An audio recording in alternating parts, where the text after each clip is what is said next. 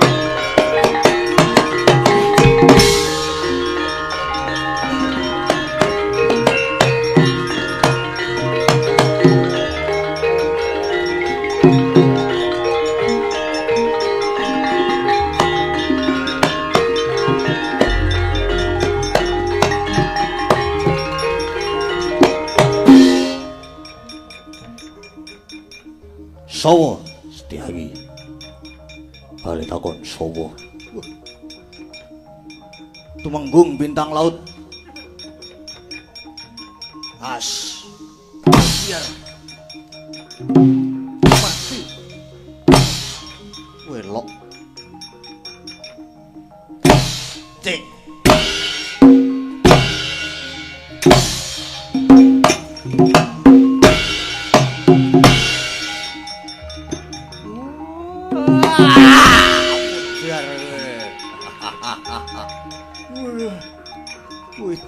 Yo, tangi yo.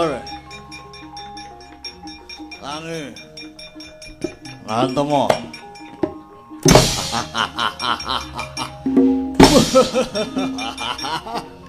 Ayo ngantem neh. Terus putar. Putar.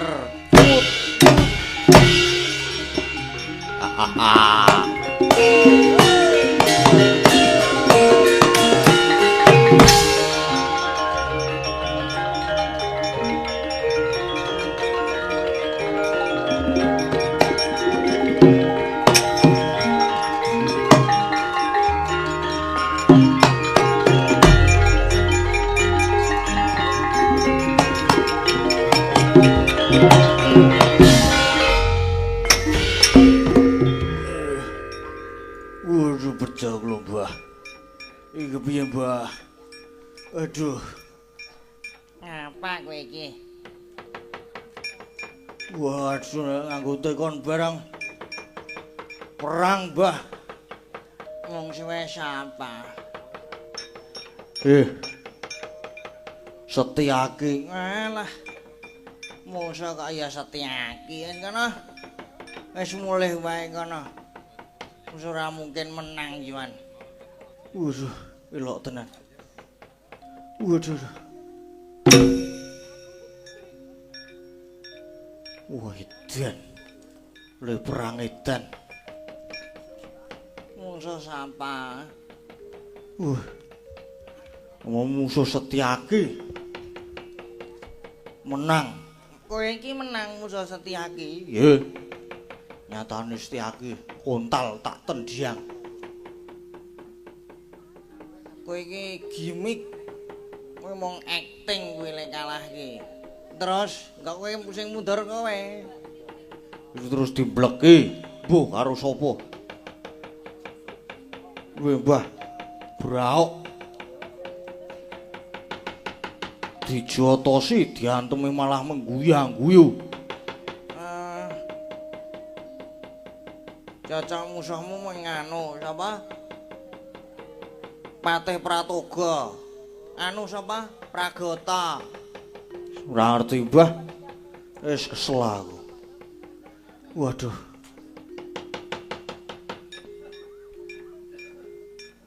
Kin. Solikin. Anu Sukini. Dalem Mbah. Dalem wonten dawuh. Ada apa memanggil namaku yang sangat indah itu, Mbak? Maju perang apa ora? Kaya prajurit to. Nggih no, Mbak, nggih prajurit. Prajurit pengpengan.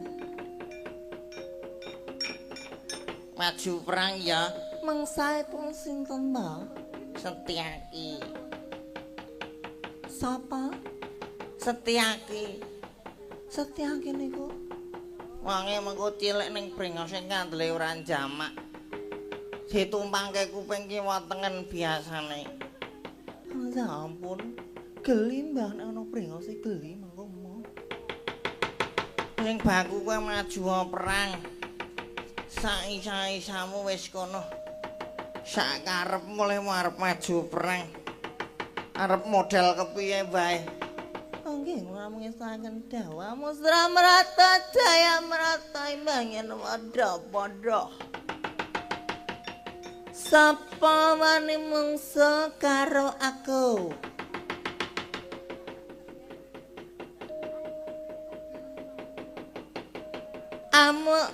Amuk. Wis kono wis men mutar mbok ben.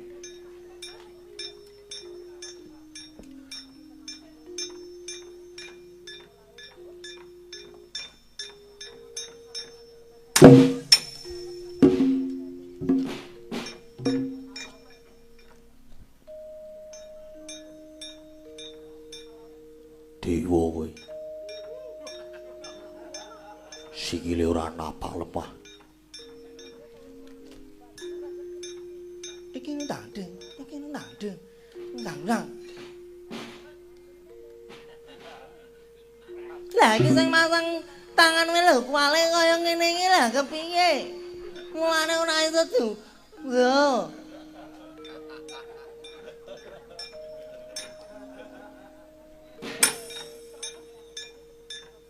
Biar sikir tenan kok iki kok. Sapa? Medhoke karo aku sapa, Mas? Setyaki. Aduh ya ampun suaranya. Menggugah gelora cinta. Sapa, Mas? Setyaki. Setyaki. Yo. Sowo. Sukini, Mas. Nek awal Sukino. Piye? Sowo. Sukini, Mas. Nek awan dadi Sukino. Wani maju medhoke karo aku apa wani mungsuh karo aku? Wani. Apamu sing tau deni? Babau. Wani tenan mungsuh karo Sukini, Mas. Wani. Elok. Yo perang yo. Geluntak tak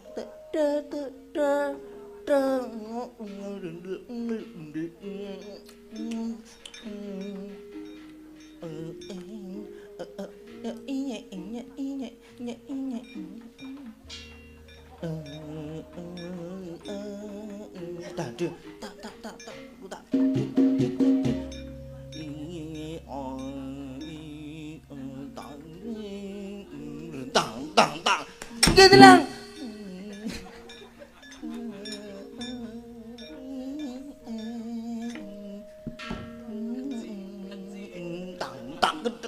Tenang.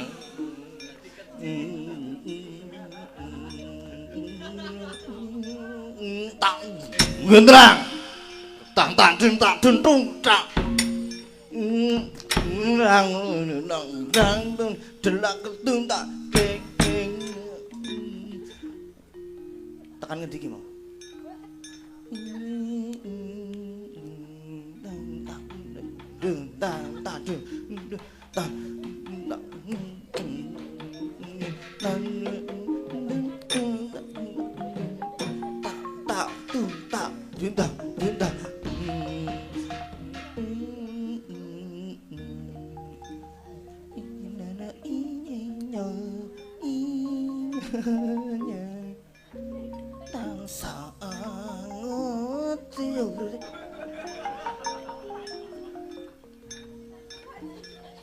Sopo iki? Wong udu. Iya.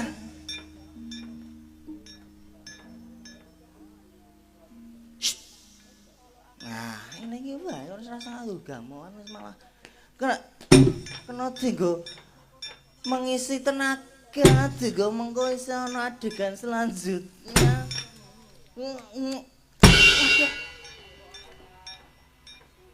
Aduh. Aduh. Aduh.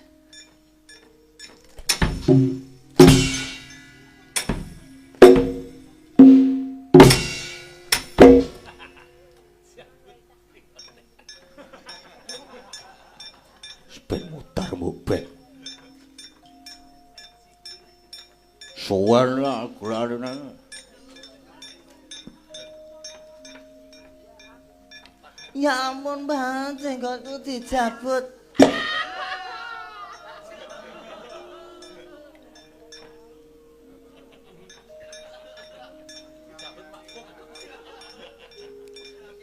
Aduh.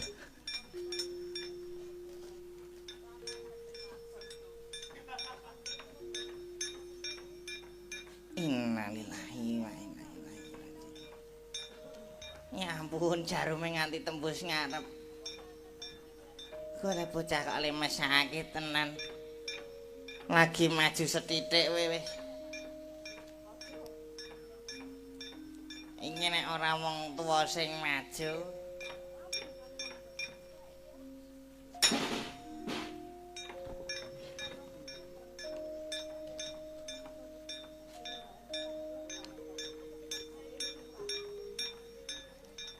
Musuhe amuk Suramrata Jaya merata ing banyen padha-padha.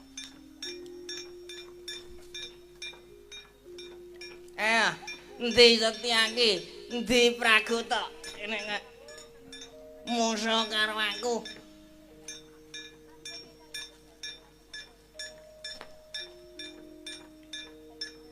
Amuk Suramrata Jaya merata Setyaki endi? Praguta apa meneh Prabu Baladewa. Hei!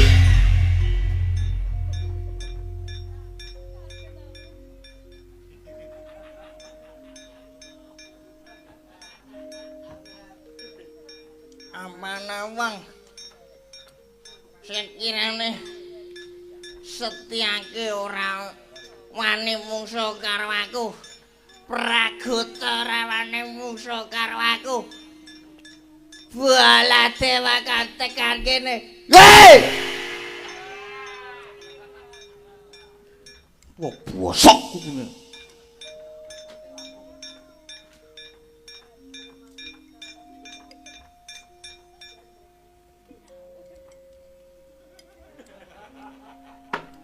Mudiar. Ayo. Di meneh wadyabalane Setyaki sing bakal mundurke.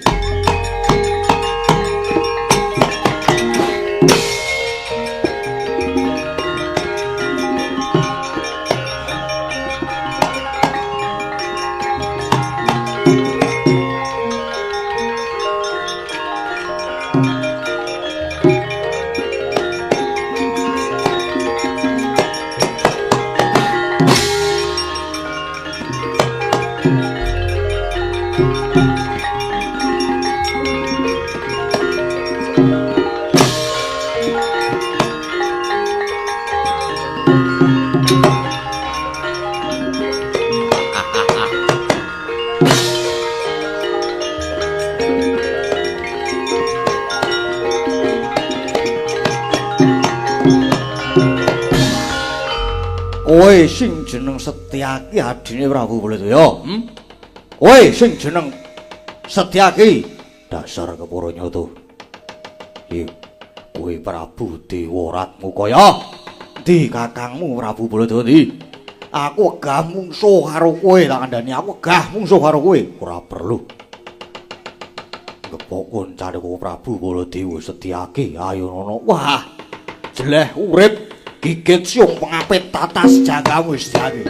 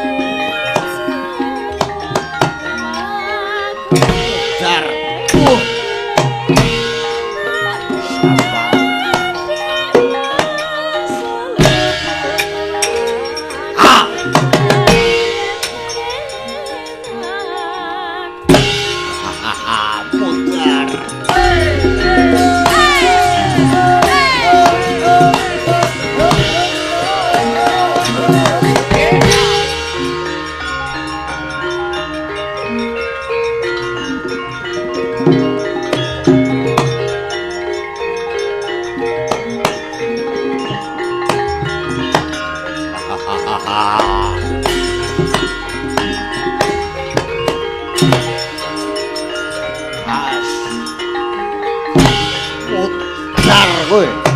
Sabato. Ah.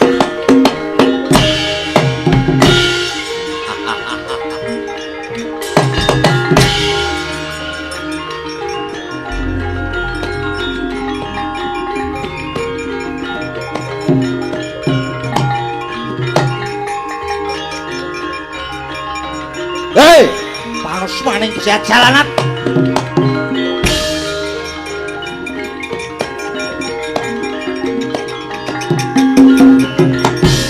Bala cokotan. Kaki bala dewa cokotan. Iki ngopo to iki? Kowe goleki aku ya ora? Kowe goleki Prabu Baladewa ya apa ora? Ha iya, Dik. Lah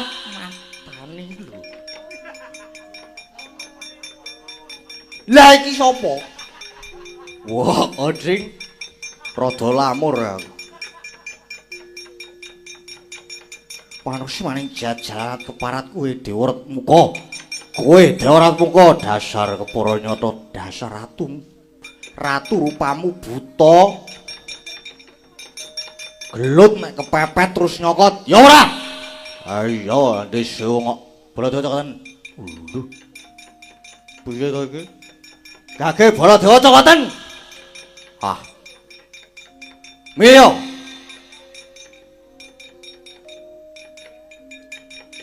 Wih, ngopo to iki? Malah atraksi dasmu atraksi. Kake Baladewa cokoten. Wah. Gugu karepe dhewe nantang-nantang. Sing goleki aku mau sapa? Tekan kene ditantang genti ora wani. Sok. Ora sanes-nesu, ora nesu piye? Kowe iki mau marake jengkel ket mau. Dong ora? Wah, lapas kuping ya, Mas. Manging. Krunguku dawa apa ora? Dong. Dong. Udu dawa. Ora marake wong darah tinggi to kowe. Aku ki duwe asam lambung, dong ora?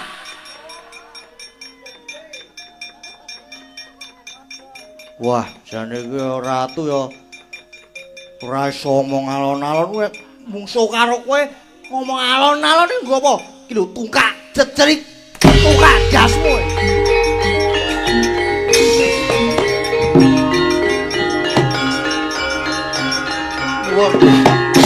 Ayo. Mari. Ngantemo. Mantuk sastra jendramu, watek raji jaya kali jahanmu ayo. Ngantemo. Kowe dian. Ya. Meneh. Turung krasa. Ngantemo meneh. Wah, dian. Iku mudar kowe. Ah, jan. Mudar. Kowe ngantem apa ngelik-itik? Kowe elok tenan iki. Ah, mudar. Mudar kowe. Mudar. Ah. Nyoto meneh. Yo, colen. Ah. Oh. Ah. Ah, oh. Mudian mudar. Puasa. Ratu elek, ratu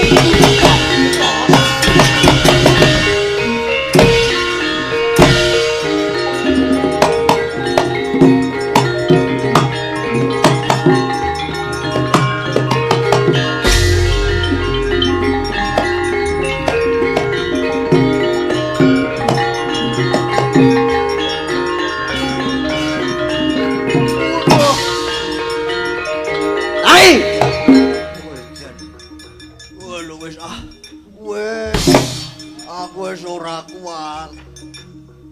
Ngantemo meneh. Wap.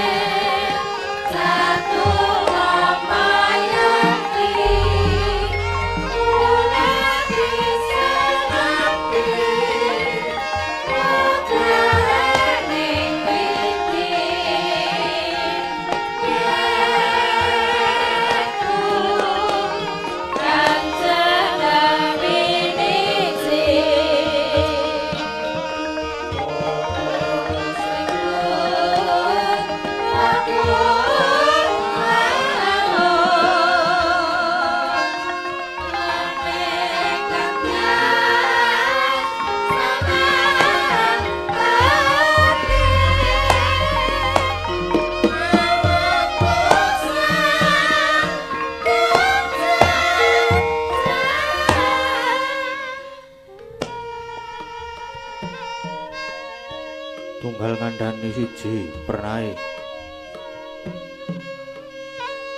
awit lamun sinarno sanes sing ngarca padha penaden westaning jagat donya ruri ya ing Lokantara Dumuna ing Bukir Tengguru puncang aldapa ing mriku gelar kayanganing para Jawata ngimba swarga maya den westani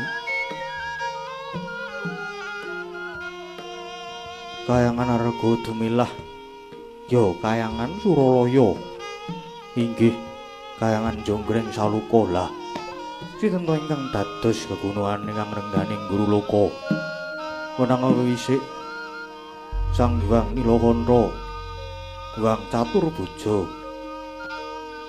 Hyang Girinata Hyang Sangkara Hyang Gwenda Hyang Jagat Pratingkah nanging kondang ing rat wisik Sang Hyang Bathara Guru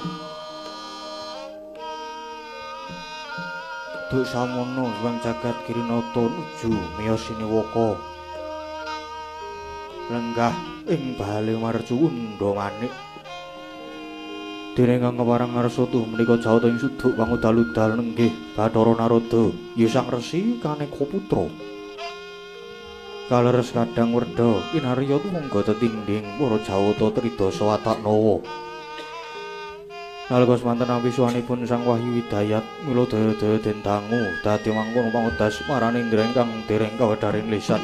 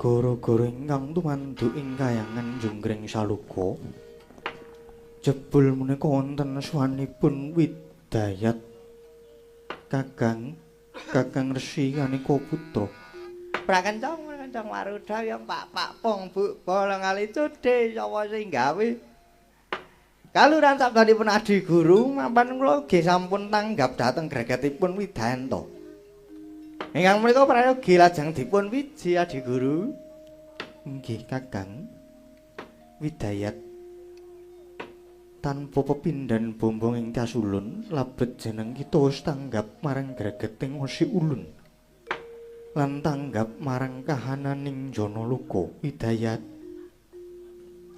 yekti ulun wusuni ngomungguh apa to ingkang dadi tekad kita saekti kepengin ngudhake urip kita sawutuhe kanthi asarira wahyu mung wae nginingger kita kudu pratitis nggon kita bakal golek dunung lan papan merga lamun keseluruh dalan kita mboya bakal bisa ngluwat jagat saka memala nanging tiba kosok balene saekti bakal ambabar angkara mula kita kudu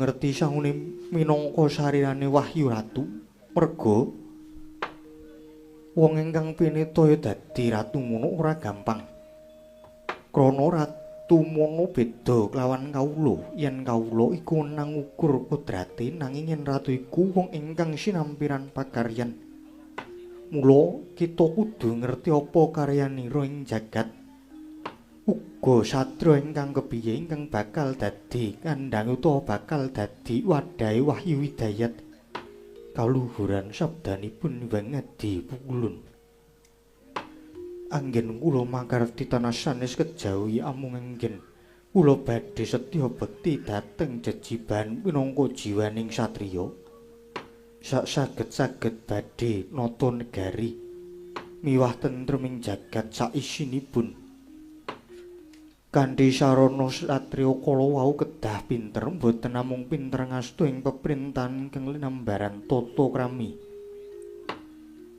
nanging satria ingkang saged nindakaken dharma kanthi tulus boten umuk sesungaran ugi boten alit ing manah ngadepi dhatenge waging siring kahanan Yoyo Widayat lamun mangkono ulun sarujuk tuntunan para satria ing jagat iku supaya ngedohi marang sipat wengis lan aja daksa sawenang-wenang krana jiwa satriya mono kudu bisa memulya para kawula kang sarta ngentas panandhanging wong cilik wahyu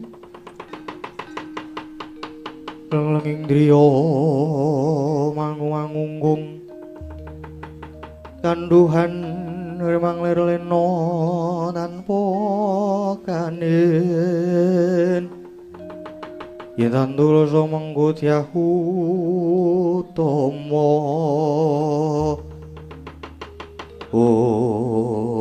duh pulun sangat ngaturaken gunging panuwun pamujuting sabda paduka Pukulun dados sanguning lampah kula ingkang mekaten kepareng lajeng nyuwun pamit lan nyuwun tambahing pangestu Pukulun ingkang pratitis nggon kita golek panitisan Wahyu Widayat Pukulun Naroda nyuwun pamit nyuwun pangestu Ya yang ingkang prateng hati-hati Engger Widayat.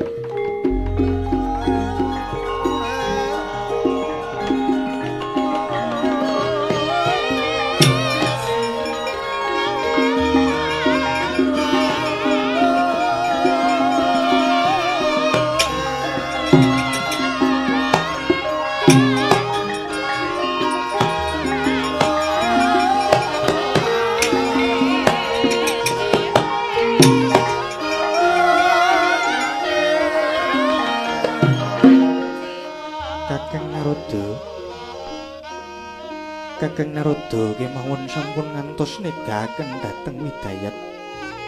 Kula aturi ngawat-awati dhateng Widayat anggenipun dados panitisan Kakang Naroda. Nggih diguru nggih. Ingkang mekaten nyuwun pamit Kakang Naroda ing rahayu ingkang tinemu raharja kang sinedya.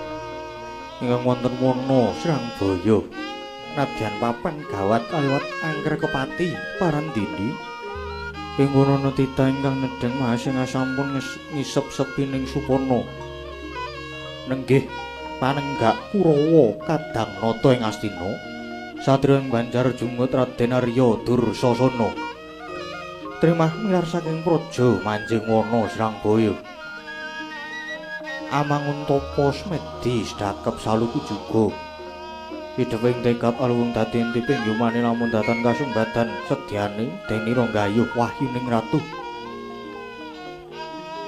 Mula datan momo kalamun nuwuhake pangaribawa dadak sakala praptane Sang Pandya Bathari Durga anggugah deni Romangsah Smedi kagiat kadorokasan Sang Dursasana.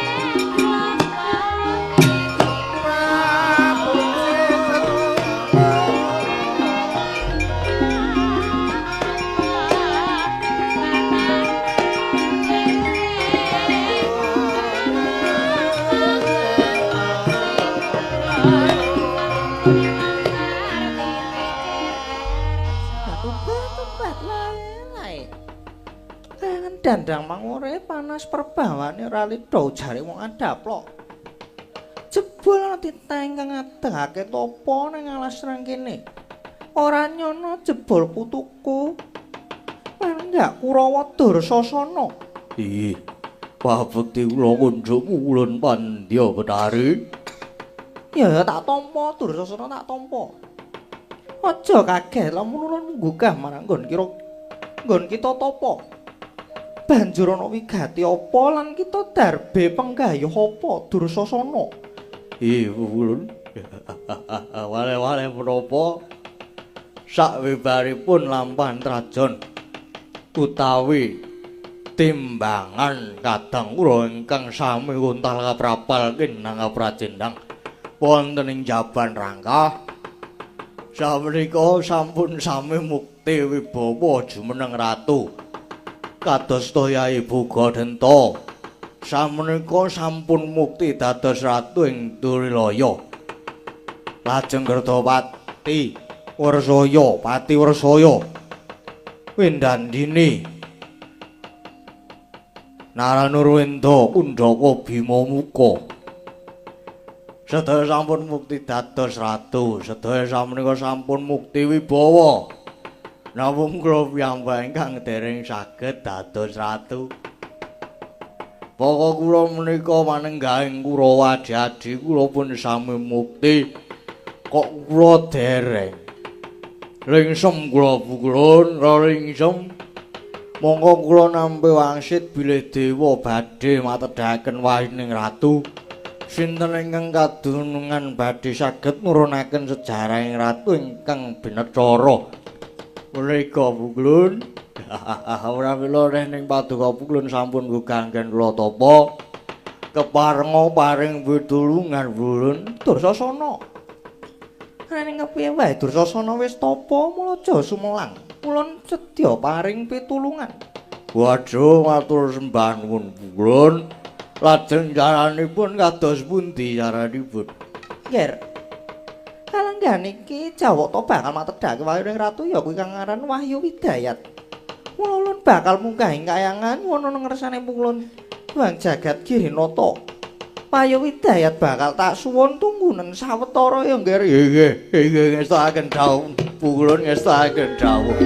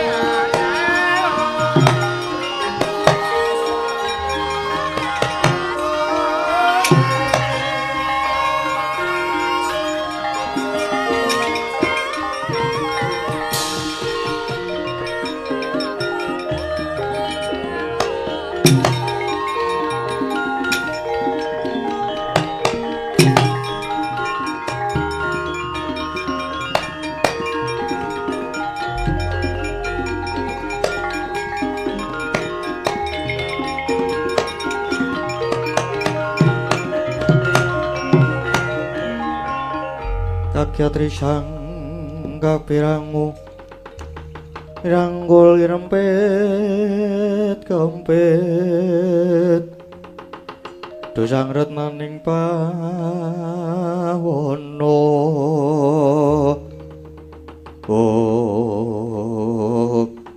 Lah nganti gawe kaget ing atiku. Jroning aku ngambah antariksa nedya saning kayangan Suralaya lah kok dadi aku kepethuk cahya biru moyo-moyo. Monggo cahayane sumunar tejane mandhar nanging eloke kok ora mblarang iki wujude apa? Lanyen pancen kowe bisa tata jalma mara gage kowe wale yo. Sewu-sewu kalepatan kula diagung pangaksaminipun pukulun Pandya Betari Durga. Lho. Kita wis ngerti marang ulun. Nggih. Nadyan paduka lenggah wonten kayangan Dandang Mangure. Nanging kula sampun meninga dhateng paduka. Pukulun pangabekti kula kunjuk pukulun Ya tak tampa dadekke bombong tias ulun. Banjur prasaja wae kita iku apa? Kowe kuwi sapa? Nggih. Waleh-waleh menapa kula menika utusanipun pukulun Sang Hyang Jagat Girinata. Dene kula menika sejatosipun pangejoantahipun Wahyu Widayat. Batobat. Kowe Wahyu Widayat. Nggih. Yen menapa bener kowe Wahyu ning Kanalendra utawa Wahyu Ratu? Nggih kasinggihan. Malah kalenggan menika sampun titi wancinipun kula kedah mandhap ing Marcapada badhe ngupadi panitisan kula pukulun Batobat. Lah kepasan yodha katuju ngino. Widayat. Nanti tarewangi aku bakal sowan ing kayangan sejatine aku mung bakal nyuwun ya kuwi Wahyu Widayat. Tak suwun supaya gelem ngomongi marang momonganku ya kuwi Raden Dursasana. Mula ora perlu dadak sowan pukulun jagat Girinata rehne nyatane saiki malah ketemu ana kene. Mula kowe manutus tak suwun supaya gelem ngomongi marang momonganku Dursasana ya Widayat. Pukulun. Nyun pangapunten. Paduka menika dewa. Mestinipun sampun pono dhateng pernatan bilih Wahyu tumedhak ing Marcapada menika boten dipun boyong kalian sinten-sinten. Nanging kula kaparingan purba wasisa utawi kamardikan amilih dhateng swarga ula. Momong dhateng jagatipun titah Marcapada. Monggo menawi sisip lan keseluruh anggen kula ngomongi titah yakti mboten badhe saged ngruwat saking memala satemah badhe babat angkara gung nanging menawi junduk jumbuh lan gambuh sektine badhe ambabar katentremaning jana luka. Pramila saestu nyuwun pangapunten yen kula mboten saged minangkani pamundhut paduka Pandya Betari. Lae. Nyandar-andar. Anggedukur kowe ya mung kakean kunem sing tanpa guna Widayat. Yen ora gelem ngomongi marang Dursasana apa kelakon tak rudha paripeksa. Yen kersa paduka mangkaten monggo yen saged tak rudha paripeksa kowe Wahyu.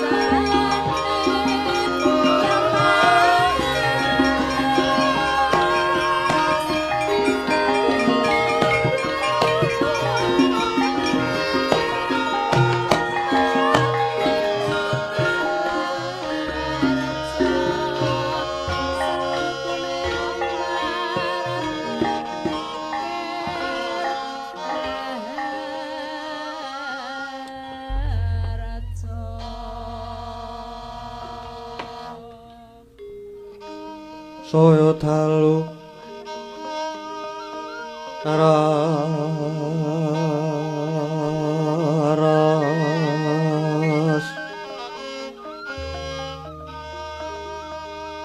apyara sorot lintang ganggu medap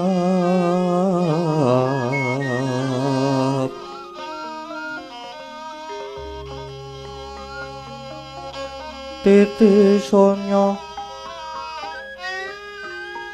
madya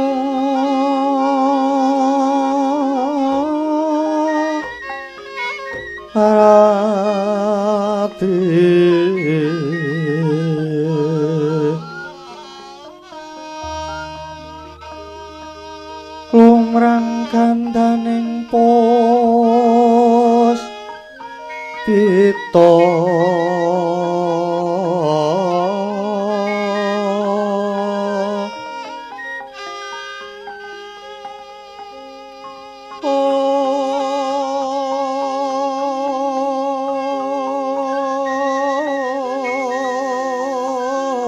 karenggiwan putyanira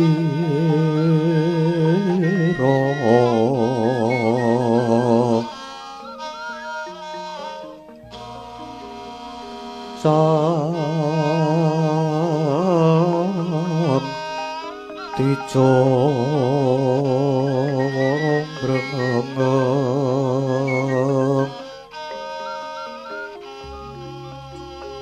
lir swaraning madu pronto manungsung sarinding gembang